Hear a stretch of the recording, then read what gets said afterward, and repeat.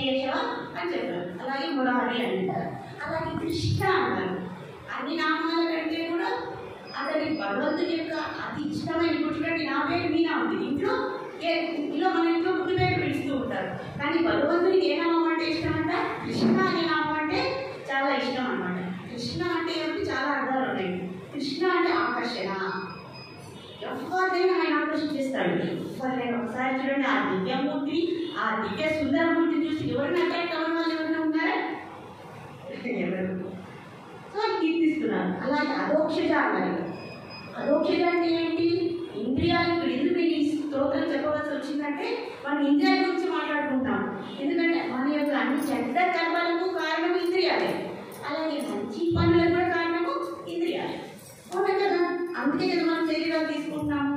ఆత్మ అంటే ఒక రాజు. ఒక రాజ్యంలో రాజు ఎలా పరిపాలిస్తున్నాడు అనే దాన్ని బట్టి ఆ రాజ్యం అనేది ఉంటుంది ప్రజలు. అలా మన జీవితంలో ఆత్మ అనేది ఒక రాజు. కాబట్టి రాజు బాగుండాలి. రాజు బాగుంటే రాజ్యంలోని ప్రజలందరూ బాగుంటారు. కాబట్టి మనం ఆత్మ అనేది పరిశుద్ధాత్మగా ఉండాలి. అందుకే మనం భగవద్భక్తుల గురించి ఇక్కడ మాట్లాడుకుంటున్నాము, చెప్పారు. కాబట్టి అదోక్షి అంటే ఇంద్రియాలకు అతీతుడు ఆయన. మనము ఇంద్రియాలకు లోపడిన వాళ్ళము. కాబట్టి ఏమవుతుంది? ఇంద్రియాలకు అతీతుడిని మనం పట్టుకున్నామంటే మనకు కూడా ఇంద్రియాలను నిగ్రహించుకునేటువంటి శక్తి మనకు వస్తుంది. మరి ఇంద్రియాలను నిగ్రహించుకుంటాము మనము మనంతకు మన శక్తితో. మనకి శరీరం ఇచ్చింది భగవంతుడు, ఈ ఆత్మ ఇచ్చింది భగవంతుడు, ఈ శక్తిని ఇచ్చింది భగవంతుడే, ఈ మెదడు ఇచ్చింది కూడా భగవంతుడే, ఈ భక్తి జ్ఞానం ఇచ్చింది కూడా భగవంతుడే. ఇందులో మన మన మన సంకల్పం ఏముంది? మన పని ఏముంది? మనం చేసినటువంటి ఏదైతే ఆ బాధ్యత ఎందుకంటే మనం శరణాగతి వినయంతో ఆ జ్ఞానాన్ని ఎప్పుడైతే తీసుకుంటాం, జ్ఞానం అనేది రెండే అక్షరాలు.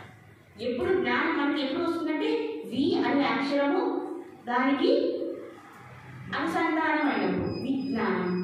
జ్ఞానానికి ఏమవసరము? వి అంటే వినయము, భక్తి అంటే వినయము. భగవద్ జ్ఞానాన్ని భగవద్భక్తుల ద్వారా, గురువు ద్వారా వినయంగా తెలుసుకోవడము. తద్విద్ధి ప్రణిపాతేన పరిప్రశ్నేన సేవయా ఉపదేశంతికే మానం జ్ఞానినస్తత్వదర్శినః. ఎవరైతే సత్యాన్ని చూసి ఉన్నారో వాళ్ళు తెలిసిన సత్యం అంటే ఏంటిది? సంపూర్ణమైన సత్యము. సంపూర్ణమైన సత్యం అంటే ఏమి? ఇక్కడ సత్యం అంటే మనమే కదా. సత్యం అంటే మనమే కదండి. మనం కూడా ఎలా సత్యం అవుతాము? ఆత్మ అనే స్థితిలో ఉన్నప్పుడు మనం సత్యం అవుతాము. అది శరీర స్థితిలో, దేహ స్థితిలో చూసినప్పుడు మనం అసత్యం. అదే పరమాత్మను చూడండి, నిత్య సత్యుడు, నిత్య శాశ్వతుడు, సత్యవంతుడు, ధర్మవంతుడు. ధర్మంతో సాక్షాత్ భగవత్ ప్రణీతం. ఆయన శాశ్వతుడు. మనం దేహ స్థితిలో చూస్తే మనము అశాశ్వతం అని చెప్తున్నారు అనమాట. అదోక్షత. కాబట్టి అదోక్షతని మనం పట్టుకోవాలి. మన శక్తి ఎక్కడి నుంచి లేదు. ఇప్పుడు చూడండి, మన దగ్గర డబ్బులు లేవు. డబ్బులు ఉన్న వారి దగ్గరికి అడిగితే డబ్బులు వస్తుంది, అవునా కదా? జ్ఞానం లేదు. జ్ఞానం ఉన్న వారి దగ్గరికి వెళ్తే జ్ఞానం వస్తుంది. అలాగే ఇంద్రియ శక్తి కావాలంటే ఇంద్రియాలను అధిగమించినటువంటి వ్యక్తిని మనం పట్టుకోవాలి. సో అలాంటప్పుడు ఆ ఇంద్రియాన్ని ఇప్పుడు చూడండి, తాబేని చూసాము, అందరూ చూసింటారు తాబేని. ఎప్పుడైతే మనం తాబే దగ్గరికి వెళ్తే అది ఏం చేస్తుంది? అన్ని అవయవాలని లోపలికి తీసేస్తుంది, అవునా కదా? అలాగే మనం కూడా మన ఇంద్రియాలు ఏం చేయాలి? ఎప్పుడైతే మాయాశక్తి అనేది మన దగ్గరికి వస్తుందో, మాయ అంటే ఏంటి?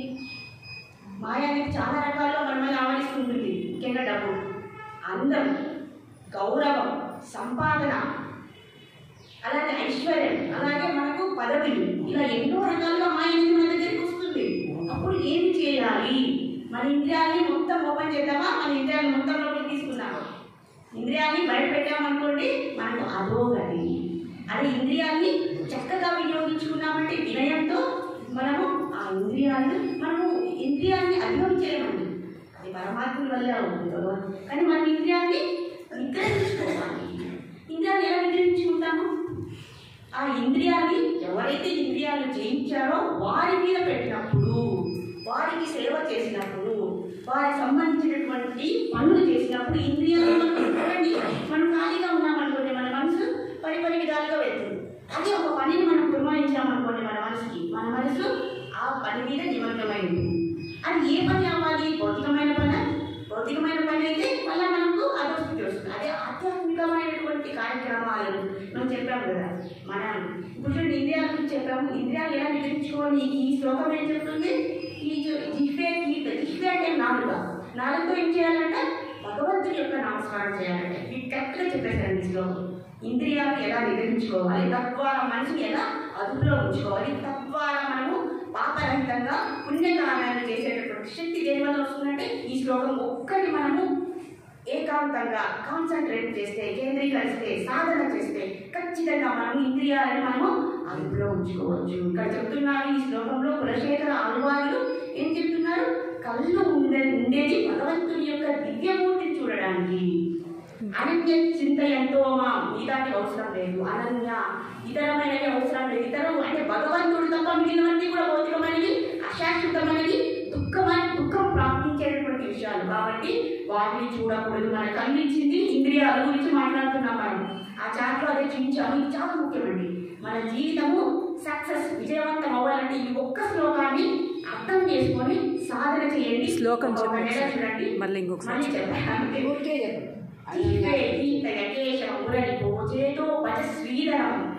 పాని వంద సంవత్సరాకృత కథాస్త్రోత్ర ద్వయంతం శురు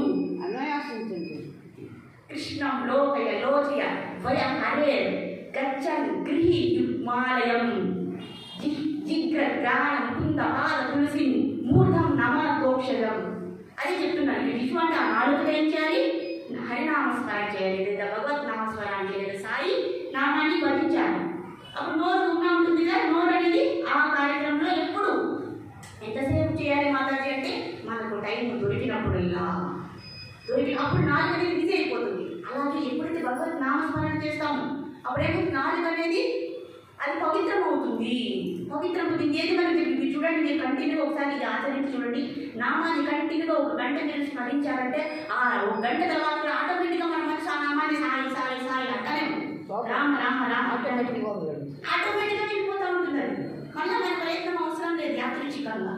అలాగే మనము నాలుగును ఉపయోగించాలి. కళ్ళను భగవంతుని చూడాలి. ముక్కుని ఎప్పుడైతే పూలని మనము ఆ పుష్పాలను భగవంతునికి సమర్పిస్తారో, తులసిని భగవంతునికి సమర్పిస్తారో వాటిని వాసన చూడడానికి మాత్రమే ఈ ముక్కు అనేది భగవంతుడు ఇచ్చాడు. ఎందుకు ఇచ్చాడు అనేది చెప్తున్నా, దాని యొక్క ధర్మం ఏంటి.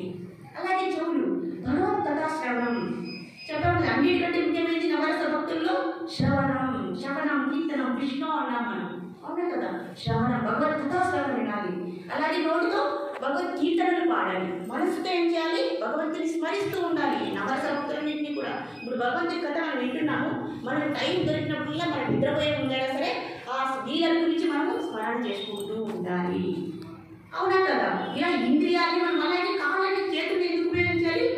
అర్చన చేయడానికి, స్వామిని పూజ చేయడానికి, దీపాలు వెలిగించడానికి, హారతి ఇవ్వడానికి ఇలా మనం ఉపయోగించాలి. కాళ్ళని ఎందుకు ఉపయోగించాలంటే మనం భగవంతుని యొక్క ఆలయానికి వెళ్తే ప్రదక్షిణం చేయడానికి ఉపయోగించాలి కాళ్ళను. ఇందుకే అండి మనకు ఈ అవయవాలను ఇచ్చారు భగవంతుడు, తప్ప వేరొక ఉద్దేశం కాదు. అలాగే ఈ భౌతిక శరీరాన్ని పోషించుకోవడానికి. ఎందుకు ఈ భౌతిక శరీరాన్ని మనం పోషించుకోవాలంటే దాని యొక్క అసలైన లక్ష్యం ఏంటంటే భగవత్ ప్రేమను పొందడానికి ఈ శరీరాన్ని ఇచ్చారు తప్ప ఇంకా ఏ ఉద్దేశం లేదండి. ఏ శాస్త్రంలో చూడండి, సర్వశాస్త్రాలను మీరు అబ్జర్వ్ చేసి చూడండి, చదివి చూడండి, ఒకటే మనకు ఒకే ఒకటి పాయింట్ చెబుతుంది. సతతం ఎలా ఏం చెప్తుంది? ఆల్వేస్ మనం ఎప్పుడు చేయాలి? ఎప్పుడు విష్ణుని స్మరిస్తూ ఉండాలి, ఎప్పుడు మర్చిపోవాలి. సర్వావస్థల్లో భగవత్ నామస్మరణ అంటే ఎప్పుడు కూడా మనము భగవంతుని మర్చిపోకూడదు. అందుకే ఈ శరీరం ఇచ్చారు తప్ప వేరొక ఉద్దేశం లేదు. The human life is meant only for self realization and going back to Godhead. అంటే ఈ శరీరం ఇచ్చింది భగవత్ ఆత్మ సాక్షాత్కారం, పరమాత్మ సాక్షాత్కారం, అలా భక్తియుక్త సేవ చేసి ఈ దేహం ద్వారా ఈ ఆత్మని పరమాత్మ దగ్గరికి పంపించాలి తప్ప ఈ దేహ ప్రయోజనం అనేది ఏమీ లేదు. భక్త ప్రహ్లాదుడు మనకు చెప్పాడు, ఈ దేహాన్ని విష్ణువుని సేవించని ఈ దేహము నిష్ప్రయోజనం అని ప్రహ్లాదుడు ఎప్పుడోనే చెప్పాడు. కాబట్టి ఈ అంగాల్ని అందుకు ఉపయోగించాలి తప్ప ఇంకా పరమాత్మ ఏది లేదండి, ఇంకొకటి అనేది ఏది లేదు అనేది ఈ శ్లోకంలో మనకు కంప్లీట్గా చెప్పేశారు. మీరు సాధన చేయండి, దాని యొక్క రిజల్ట్ మీరే అర్థం చేసుకోండి. మీకు ఉపయోగపడితేనే మీరు దీన్ని ఆచరించండి. ఇందులో బలవంతం ఏమీ లేదు. మీరు మీకు అనుకూలంగా ఉంటేనే మీరు దీన్ని పాటించండి. ఇది శాస్త్రంలో ఉన్నటువంటి జ్ఞానాన్ని నేను మీకు జస్ట్ షేర్ చేస్తున్నాను, అందరికీ చేయలేదు. ఇది ఎందుకు చెప్తున్నామంటే మన ప్రయోజనం కోసం తప్ప ఇందులో ఎటువంటి ఉద్దేశము మాకు లేదు. అక్కడ ఏముందో అదే నేను ఇక్కడ చెప్తున్నాం. అందరి ప్రయోజనం కోసం అందరూ సుఖంగా శాంతిగా ఉండాలి, అలాగే భగవంతుని దగ్గరికి చేరుకోవాలనేటువంటి స్వ ఉద్దేశంతో ఇది మేము అందరూ చెప్తున్నాం, అందరూ కలిసి. అదే మా సంకల్పం. సో ఇలా చెప్పారు. అదే ఈ ఇంద్రియాలని మనము దుర్వినియోగపరిచామనుకోండి, అప్పుడు ఏమవుతుందో అది కూడా మనం తెలుసుకోవాలి. అది ఒక్కడ తెలిసేస్తున్నాం. మనం గురించి చేద్దాం కదా. ఒక ఊరిలో ఒకనొక ఊరిలో తుంగభద్ర నది ఒడ్డున ఒక బ్రాహ్మణుడు నివసించేవాడు. ఆ బ్రాహ్మణుడు 4 వేదాలను బోధించేవాడు అనమాట. ఆ కాలంలో ఒక్కొక్కరు ఒక వేదాన్ని చెప్పారు.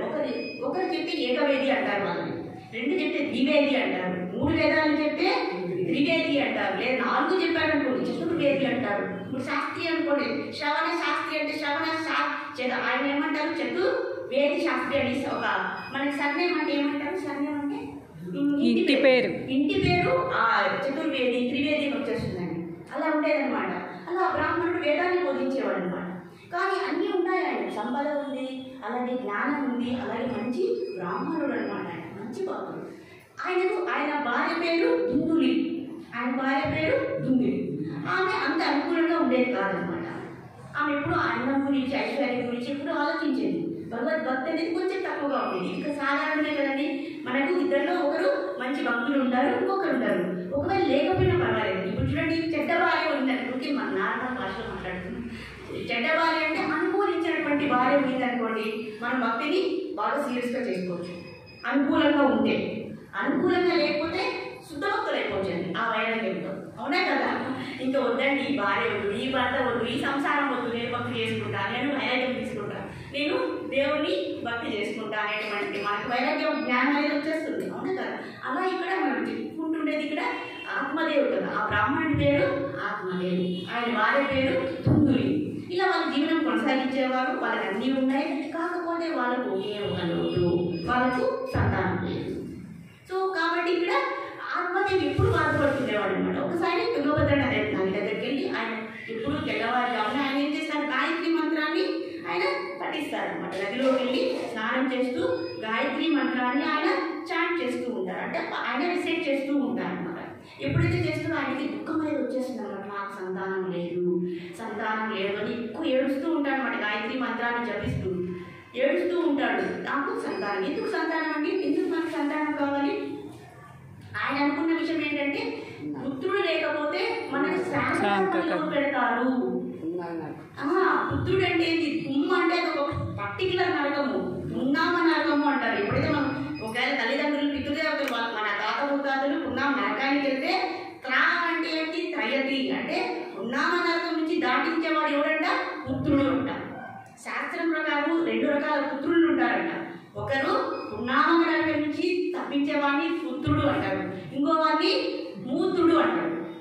మూత్రుడు అంటే మూత్రం అంటే ఏమి తెలుసు కదా? మూత్రం అంటే మనకు రోజు యూరిన్ అంటే యూరిన్ ఎలా ఉంటుంది, అది మనకు ఏమనిపిస్తుంది? అబామినబుల్ అంటే అసహ్యంగా అనిపిస్తుంది. అంటే మంచి పుత్రుడు కలిగితే మనం ఏమనుకుంటాం? మంచి పుత్రుడు, దైవాంశ సంపుత్రుడు, మనకు మంచి పేరు తెచ్చిపెట్టాడు. కానీ చెడ్డ అంటే చెడ్డ మనస్తత్వం కలిగినటువంటి పుత్రుడు పుట్టారనుకోండి, వాళ్ళ అధోగతి అనేది అంటే వాళ్ళకు శ్రాద్ధ కర్మలు పెట్టినా కూడా అది ఫలించదు అనమాట. ఒక పుత్రుడు మంచివాడు భక్తుడైతే వాళ్ళని కూర్చోబెట్టి పున్నామ నరకాన్ని పెడతాడు, శ్రాద్ధ కర్మ చేస్తాడు పుత్రుడు.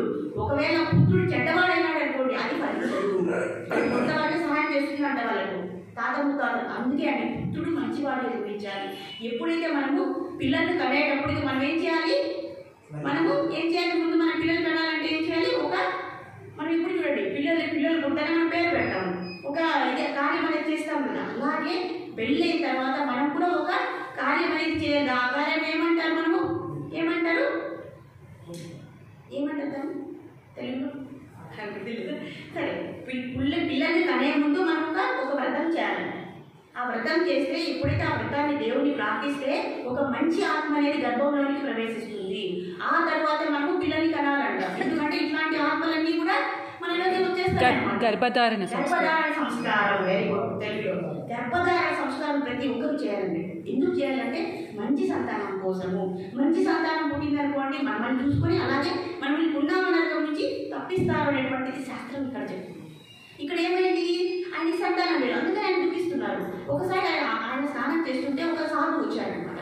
సాధువు వచ్చి ఆయన ఆచమనం చేస్తున్నారన్నమాట. తుంగభద్ర నదిలో అలా ఆచమనం చేసి నీటిని తాగుతున్నారనమాట. ఎప్పుడైతే తాగుతుంటే ఈయన ఏడుస్తున్నారు. ఆయన సాధువు చూసి, ఓ సాధువా, ఓ వాంఛ కల్ప తరోభ్య కృపా సింధుపై ఏడచ అన్నారట. ఓ వైష్ణవ, ఓ సాధువు, మేము అడిగితే అన్ని కోరికలు చెల్లించేటువంటి శక్తి కలిగినటువంటి ఓ వైష్ణవుడా, నేను రోధిస్తున్నాను, నాకు సంతానం లేదు, అన్నీ ఉన్నాయి, నన్ను ఈ పునామనల నుంచి ఎవరు దాటిస్తానయ్యా, నాకు సంతానం కావాలి, దయచేసి నన్ను ఆశీర్వదించండి.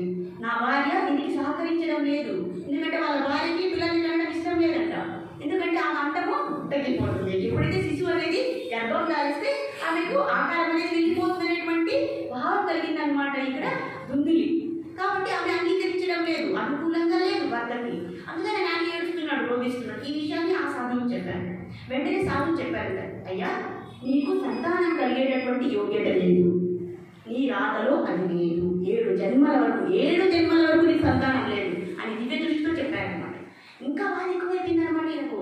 ఇప్పుడు చూడండి, సాధువులు భగవద్భక్తులు ఏదైనా చెప్పారనుకోండి, మనం అర్థం చేసుకోవడానికి ప్రయత్నించాలి. మనం మొండిగా వాదించామనుకోండి, ఏం కలుగుతుంది ఇప్పుడు మనం చూద్దాం ఏం జరుగుతుందో ఆ ప్రత్యామ్నాయం. లేదయ్యా నాకు ఎట్లా తిరిగి కావాలి. నీకు ఓ విషయం తెలుసా, నువ్వు చిత్రకేతు మహారాజు గురించి తెలుసుకున్నావా? చిత్రకేతు మహారాజు గురించి మీరు విన్నారా? చిత్రకేతు మహారాజు ఆయన కూడా అంటే మంచి రాజు, చాలా మంది భార్యలు ఉంటారు, సంతానం కోసం ఎంతమందిలో వివాహం చేసుకుంటారు, కానీ ఒక్కరికి కూడా సంతానం కలిగింది.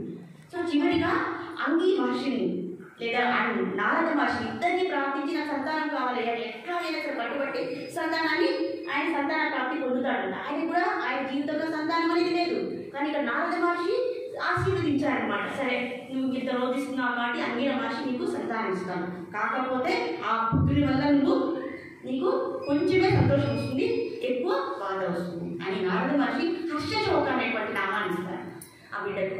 ఇస్తాను ఏమవుతుంది, అంతమంది భార్యలో ఒక భార్య, ఇప్పుడు మనం చెప్తున్న చిత్రకేతు మహారాజు వృత్తాంతమంతా సాధువు చెప్తున్నారు. ఇక్కడ చిత్రకేతు మహారాజుకి ఒక భార్యకి ఒక సంతానం కలుగుతుంది. ఎప్పుడైతే ఆ భార్య సంతానం కలిగిందో ఇంకా మిగిలినటువంటి భార్యలందరికీ అసలు వచ్చేస్తుంది.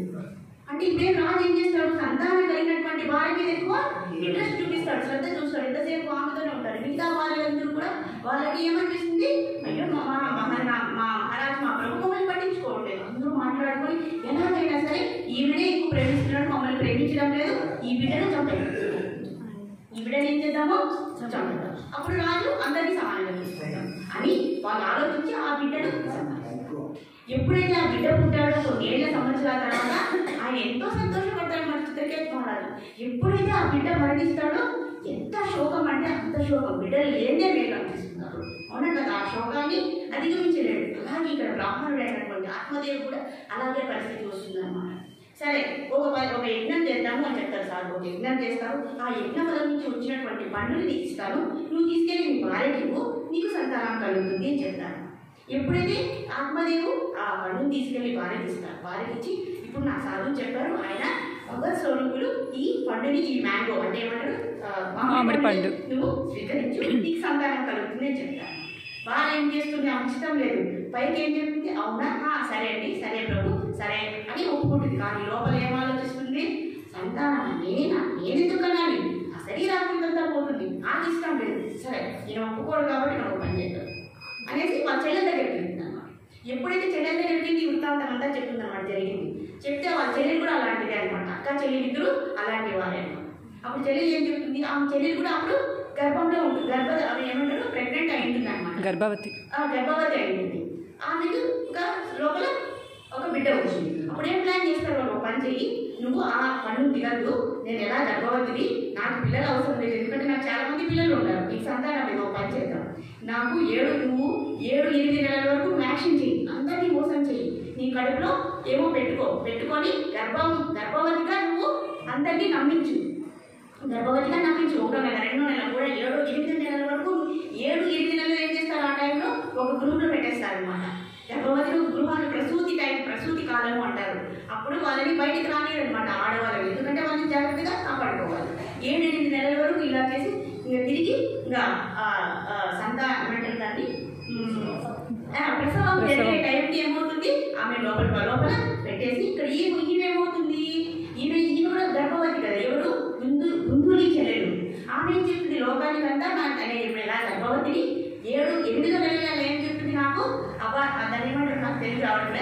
గర్భస్రావం గర్భస్రావం గర్భస్రావం అయిపోయి మిస్క్యారేజ్ అయిపోయింది నాకు అనేసి నేను బయటకు చెప్పేస్తాను. నువ్వు గర్భవతి యాడ్ చెయ్యి, అలా ఎలా అయినా నాకు బిడ్డ పుడతాడు, ఆ బిడ్డ నేను నీకు ఇచ్చేస్తాను, నువ్వు తీసుకెళ్ళి మీ భర్తకి ఇచ్చేసి అప్పుడు సరిపోతుంది.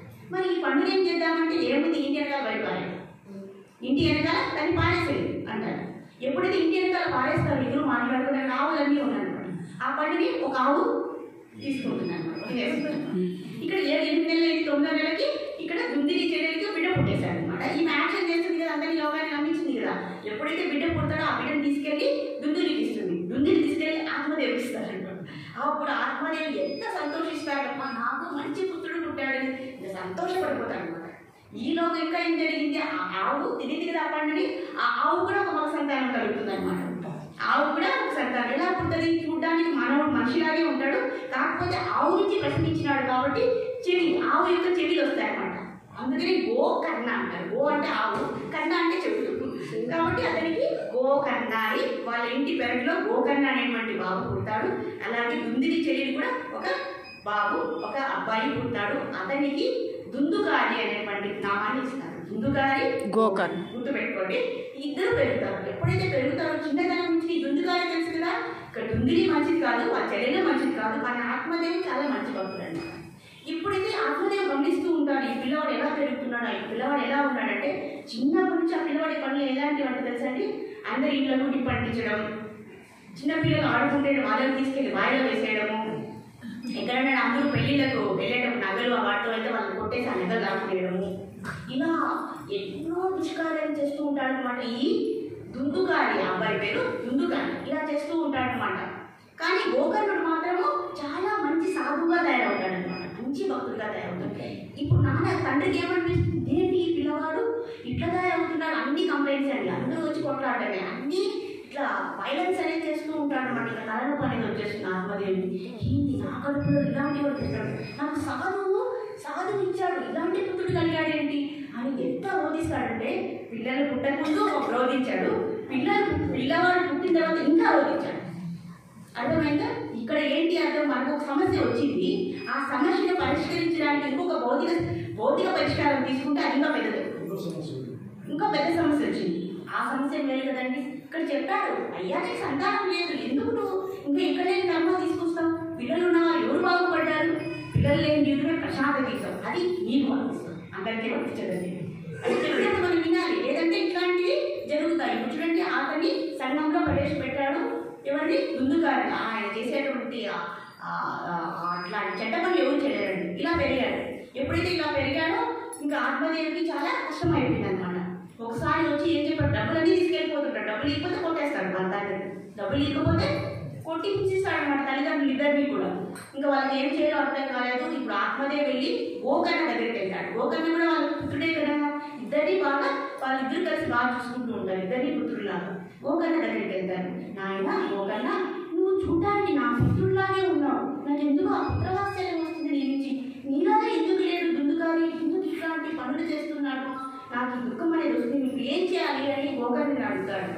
ఇక గోకర్ణుడు అంటే సాధువు కదా, ఆయన అన్ని నిజమంతా తెలిసింది, కానీ ఆయన కామ్గా ఉంటాడు, ఏమి సమాధానం చెప్పాడు. తండ్రి ఇప్పుడు నన్ను ఏం చేయమంటావు అని అడుగుతాడు అనమాట ఆత్మదేవి. అప్పుడు గోకర్ణుడు చెప్తాడు, తండ్రి మీరు 50 ఏళ్ళ వయసు బయటపడింది, అవునా, పంచఊర్వ వన ప్రజే, పంచఊర్వ వన ప్రజే, 50 ఏళ్ళు అయ్యాయి కాబట్టి ఇంకా మీరు అడవులకు వెళ్ళిపోతుంది, అడవులకు వెళ్ళి జపం చేసుకోండి భగవంతుడు అని శాస్త్రయుక్తంగా చెప్తున్నారు. ఎవరు చెప్తున్నారు? గోకర్ణుడు చెప్తున్నారు. ఇంతకు మించినటువంటి ఉపాయం ఇక్కడ లేదు, ఈ పరిష్కారం లేదు. ఇక్కడ ఏం జరుగుతుందో మీరు ఇంకా ఎక్కువ అయిపోతాయి ఈ దుష్కర్మాలన్నీ కూడా, కాబట్టి మీరు దయచేసి అడవుల్లోకి వెళ్ళిపోండి. ప్రహ్లాద్ కూడా అదే చెప్పాడు కదండి, ఓ తండ్రి ఇంకైనా మించిపోయింది లేదు, మీరు చేయవలసింది ఇప్పుడేమి నేను కాదు ఆపదలో ఉండవలసింది, ఉన్నాము, నువ్వు ఉన్నావు, దయచేసి అడవుల్లోకి వెళ్ళిపో, హరిని నువ్వు వైరంగా ఉన్నావు, హరిని వధించు, నీ జన్మని చరితార్థం చేసుకో, ఇంకా కూడా నువ్వు హరికి వైరంగా ఉండదని ఎలా ప్రహ్లాదుడు చెప్పాడు, అలాగే గోకర్ణ కూడా ఈయన పుత్రుడి యొక్క మాటలు విని ఆయన అడవిలోకి వెళ్ళిపోయి జపం చేసుకుంటున్నాడు అనమాట. ఇక్కడ వాళ్ళ ఆత్మదే వెళ్ళిపోయారు. ఇంకా మిగిలింది ఎవరు? ఆత్మదేవి యొక్క భార్య దుందుని. ఇంకా ఆమె మొదలు పెట్టాడు అనమాట, అమ్మ డబ్బులు ఇస్తావా, ఇచ్చిస్తావా, ఆ డబ్బులు తీసుకెళ్ళి తాగడం, ఇంకా ఎలాంటి పనులు ఎలాంటి పొగ తాగడం, మద్యం తీసుకోక బ్రాహ్మణుడి గురించి మనం మాట్లాడుతున్నామండి. ఒక శుద్ధమైనటువంటి బ్రాహ్మణుడి యొక్క ధర్మం ఏంటి? ఆ ధర్మాన్ని మర్చిపోయి ఆయన ఏం చేస్తున్నాడు? మాంసభక్షణ చేయడము, మద్యం స్వీకరించడం, ఆడవాళ్ళందరినీ తీసుకొచ్చి ఇంటికి తీసుకురావడం, ఇలా చేసేవాడు అనమాట. ఒక 5 మంది ఆడవాళ్ళని ఇంటికి తీసుకొచ్చేసాడు. ఎందుకంటే అందమైన ఆడవాళ్ళు కనపడినారంటే ఆయన కన్ను పడిందంటే ఇంకా వాళ్ళని రాకొని వచ్చాడు ఇంటికి. దుందిని ఏం చేసింది? ఏంటి ఇలాంటి పనులు చేస్తున్నావు, నువ్వేంటి దండించడానికి మొదలుపెట్టింది. ఇంకేం చేశాడు? ఆమె జుట్టు పట్టుకొని బయటికి తన్నేశాడు అనమాట. చూడండి ఎలాంటి పుత్రుడు. అవునా కదా? దుందునికి చాలా ఇష్టం పుత్రుడని పొంగిపోయేది. కానీ ఇక్కడ వెళితే ఏం జరుగుతుంది? ఆమె జుట్టు పట్టుకొని అవమానించి బయటికి నెట్టేశాడు. ఆ అవమానం కాలేక ఆమె ఆత్మహత్య చేసుకుంది. అవమానం కాలేక ఆమె ఆత్మహత్య చేసేసుకుంది. ఇంకా ఇప్పుడు ఏమైంది? ఎప్పుడైతే ఆత్మహత్య చేసుకుంటాడో అప్పుడు గోకర్ణుడు ఏం చేస్తాడు? వాళ్ళ తండ్రి లేడు కాబట్టి ఆయన పుణ్యక్షేత్రాలు సంబంధించి గంగానది దగ్గరికి వెళ్ళి ఆమెకి శ్రాద్ధకర్మని ఆచరిస్తాడు అన్నమాట. ఆచరించి ఇంటికి తిరిగి వచ్చే లోపల ఏమవుతుంది? ఈ దుందుకారి చేసేటువంటి ఆగమలేక అక్కడ ఉండేటువంటి రాజు దగ్గరికి వెళ్ళిపోయి ఇప్పుడు ఈ ఆడవాళ్ళని మనం బ్రతికించాలంటే ఎంత సొమ్ము కావాలి చెప్పండి? డబ్బులు ఇవ్వకపోతే ఆడవాళ్ళు వస్తారా? రాదు. వాళ్ళకి అన్ని విధాలా మనము డబ్బులు ఇవ్వాలి, నగలు ఇవ్వాలి, బట్టలు ఇవ్వాలి, సంపదలు ఇవ్వాలి. లేదంటే వాళ్ళు ఉండరు, వాళ్ళు వెళ్ళిపోతారు. కాబట్టి ఏం చేశాడు? నేరుగా రాజు దగ్గరికి పోయి రాత్రుల్లో వెళ్ళి ఆ రాజు దగ్గర ఉన్నటువంటి బాండాగారిని దొంగలించి తీసుకొచ్చి ఇంటికి తీసుకొచ్చేసాడు అనమాట. ఎప్పుడైతే బాండాగారిని తీసుకుని ఇంటికి వచ్చేసాడో ఈ 5 మంది ఆడవాళ్ళు ఏం చేశారు? రాజు తెలిసిపోతుంది దొంగతనం చేశాడు కాబట్టి మనము పారిపోదాం, ఎందుకంటే ఈయన పట్టుకుంటే మనలో కూడా పట్టుకుంటారు అని చెప్పి ఆ సంపదనంతా తీసుకొని ఇతను ఏం చేశారు తెలుసా? ఒక మంచాన్ని కట్టేసి 2 రకాల స్టోరీలు విన్నానండి. ఒకటి మంచాన్ని కట్టేసి ఆ కిరోసిన్ వేసి తగలబెట్టారు. ఎవరిని? దుందుగారిని ఎవరిని నమ్ముకున్నాడు? ఈ ఆడవాళ్ళని నమ్ముకున్నాడు. తల్లిదండ్రులు నమ్మలేదు, తోబుట్టుని నమ్మలేదు. ఎవరిని నమ్ముకున్నాడు? ఈ ఆడవాళ్ళ రోజులో పడి వాళ్ళని నమ్ముకున్నాడు. వాళ్ళే చూడండి, ఎవరిని నమ్మితే వాళ్ళు వస్తారు. యద్భావం తగ్గవాలి అంతే కదండి. మనం ఏం చేస్తే అదే మనకి తిరిగి వచ్చింది. వీళ్ళేం చేస్తారు? ఆయన కాలకపోతే ఆయన కిరోసిన్ అంతా వేసి రాత్రికి రాత్రి ఆయన తగలబెట్టి ఆ ఇంట్లోనే పూజ చేశారు. రాత్రిలో పూజ చేసి అంత సంబంధం తీసుకొని వాళ్ళు పారాయణ. ఎప్పుడైతే ఈ గోకర్ణుడు పుణ్యక్షేత్రాల నుంచి వాళ్ళ అమ్మ శాంతకర్మాన్ని ఆచరించి ఇంటికి వస్తాడో ఇక్కడ జరిగిన విషయాన్ని అందరూ కలిసి చెప్తారనమాట. ఇలా మీ సోదరుని కూడా ఇలా ఆడవాళ్ళు చంపేశారు, ఇలా జరిగింది. అప్పుడు ఏం చేస్తాడు? సరే మా అన్నయ్యను బట్టి దుందుగారి కూడా శాంతకర్మను ఆచరిద్దామని ఆయన కూడా శాంతకర్మ ఇద్దరికి చేస్తాడనమాట. చేసిన తర్వాత ఆయన ఒక రోజు ఇంటికి వచ్చి పడుకొని ఉంటాడు రాత్రుల్లో. ఎప్పుడైతే పడుకొని ఉంటారో అక్కడ ఏమనిపిస్తుంది? ఆయనకు విచిత్రమైనటువంటి శబ్దాలు వినపడతాయి. ఆ ఇంట్లో అంతకుముందు లేనటువంటి శబ్దాలు వినపడతాయి, నీడలు కనపడతాయి, పాటలు అవే పడిపోతాయి, విపరీతమైన శబ్దాలు, మాటలు మాట్లాడడం, వికృతమైన అరువులు అరవడం, ఇలాంటివన్నీ కూడా ఆయనకి వినపడిస్తాయి అన్నమాట. ఎప్పుడైతే అలా వినపడిస్తున్నా ఆయనకు అర్థమైపోతుంది ఇక్కడ ప్రేతాత్మలు అనేవి వచ్చేసాయి. ఇప్పుడు చూడండి ఆ ఆడవాళ్ళ వల్ల ఏమైంది? తల్లిదండ్రులు పోయారు, సంపద పోయింది, ఆయన ప్రాణమే పోయింది. ఇదండి మనం ఇంద్రియాలను నిగ్రహించుకోకపోతే చెడు మార్గంలో పెడితే ఆడవాళ్ళు అనేటువంటి లోనైతే జరిగేటటువంటి ఇది శాస్త్రం చెప్తుందండి మనకి. శాస్త్రం పరద్రవ్యం లోస్తవర్ పరదారేషు మాతృవర్ పరద్రవ్యేషు లోస్తవర్ అంటే పరద్రవ్యం ఇతరుల డబ్బుని మనం తీసుకోకూడదు. పరుల సొమ్ము పాము వంటిది. పరద్రవ్యాన్ని మనం ఆశించకూడదు, 1 రూపాయి కూడా. అలాగే పరదారేషు మాతృవర్ ప్రతి స్త్రీలో మనము తల్లిని చూడాలి. ప్రతి స్త్రీలో కూడా మనం తల్లిని చూడాలి. భార్యలో కూడా తల్లిని చూడాలని శాస్త్రం చెప్తుందండి. భార్యలో తల్లిని ఎలా చూస్తాం మనము? ఇప్పుడు చూడండి, తల్లి మనకు అన్నం పెడుతుంది, అన్ని చేస్తుంది. భార్య కూడా అదే చేసేది, భార్య కూడా అదే చేసేది. కాకపోతే ఇక్కడ ఏంటి? ఇద్దరు కూడా చేస్తారు. అవునా కదా? చూడండి భార్య ఏమంటుంది, భార్య ఏమనుకుంటుంది, భర్త అది చూడండి. మీరు ఆడవాళ్ళ గురించి చెప్పారు, మగవాళ్ళ గురించి చెప్పరా అంటే తప్పకుండా చెప్తారు. భార్యకి భర్త సర్వస్వం, తండ్రి, తల్లి, తమ్ముడు అన్నీ కూడా భర్తలోనే చూస్తుందండి భార్య. అవునా కదా? కాబట్టి మనం ఆడది భర్తనే ఎక్కువగా అనుకుంటుంది. వాళ్ళ సంసారాన్ని వదిలేసి మొత్తము భర్తనే సర్వస్వము అని అనుకుంటుంది. కాబట్టి ఇద్దరు. సో ఇలా జరుగుతుంది. ఎప్పుడైతే ఆ ప్రేతాత్మలు అరుస్తుంటాయో ఇలాంటి అర్థమైపోతుంది. ఒక ప్రేతాత్మ మాట్లాడుతుందండి. ఇక్కడ ఒక ప్రేతాత్మకు మాత్రం శక్తి ఉంటుంది, మాట్లాడే శక్తి. అయ్యా నేను ఎవరో తెలుసా? నీ సోదరుడైనటువంటి దుందుగారిని అని మాట్లాడతాడనమాట. ఎప్పుడైతే ముందుగా గోకర్ణతో మాట్లాడుతున్న ఆ ప్రేతాత్మ ఎప్పుడైతే ఇలా మాట్లాడి గోకర్ణుడు ఆశ్చర్యపోతాడు. అదేంటి, నేను శ్రాద్ధ కర్మను ఆచరించాను కదా, నువ్వేలా ప్రేతాత్మగా తయారవుతావు, అలా జరిగే పరిస్థితి లేదే అని అడుగుతాడనమాట. అప్పుడు ఈ దుందుకారి ప్రేతాత్మ మాట్లాడుతుందన్నమాట. కరెక్టే, నువ్వు శ్రాద్ధ కర్మను ఆచరించావు, ఒకసారి శ్రాద్ధ కర్మ ఆచరిస్తే ఆ నరకం నుంచి తప్పించినట్లే అన్నమాట శాస్త్రయుక్తంగా అయితే. కాకపోతే ఇక్కడ ఏం జరిగింది, ఈ దుందుకారి చేసినటువంటి ఆగడాలు అంతా కావండి, శృతి మించిపోయినాయి. ఈ శ్రాద్ధ కర్మను దాటేసినాయి అనమాట ఆయన పాపాలు. అంతే కదండి, గోహత్య, స్త్రీ హత్య, తల్లిదండ్రులు హింసించాడు, తల్లిదండ్రుల హత్య ఎన్ని చేయాలో అన్ని చేశాడు. 4 ధర్మాలని, వర్ణాశ్రమంలోని 4 ధర్మాలను మనకు చూడండి, మనకి ధర్మం అనేది 4 పాదాల్లో నడుస్తుంది. ఆ 4 పాదాలని ఆయన తప్పిపోయాడు, ఆయన నాశనం చేసేసాడు. ఒక బ్రాహ్మణుడిగా ఆయన యజ్ఞోపవేతం ధరించి మద్యం తీసుకోవడం, మాంసభక్షణ చేయడం, అబద్ధ స్త్రీ సంఘం చేయడం, ఇవన్నీ కొన్ని శాస్త్రీయులు చెప్పే 4 విషయాలు. మాంసభక్షణ చేయకూడదు, మళ్ళీ అబద్ధ స్త్రీ సంఘం చేయకూడదు, మద్యం తీసుకోకూడదు, ఇలా 4 నియమాలు చెప్పిందండి. ఈ 4